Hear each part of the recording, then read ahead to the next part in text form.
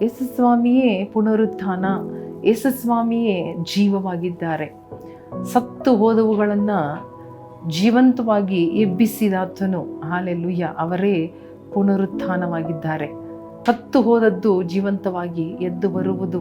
ಯೇಸುವನ್ನು ಯಾರು ನಂಬುತ್ತಾರೋ, ಅಂಗೀಕಾರ ಮಾಡುತ್ತಾರೋ, ಪುನರುತ್ಥಾನವನ್ನು ನಾವು ನಂಬುವಾಗ ಸತ್ತು ಹೋಗಿರುವ ಕಾರ್ಯಗಳು ಕೂಡ ವಾಪಸ್ ಜೀವಂತವಾಗಿ ಬರಲು ಸಾಧ್ಯ.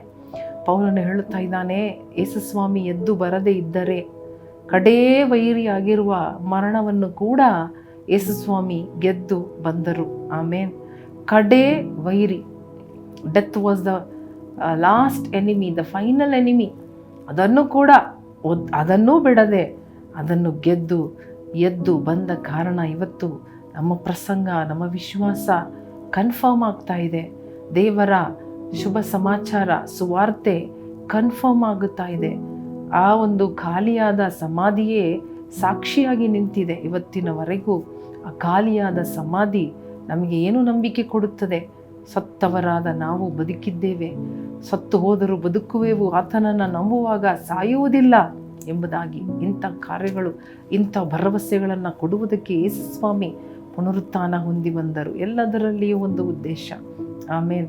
ಆದ ಕಾರಣ ನಾವು ಭಯಪಡಬಾರದು.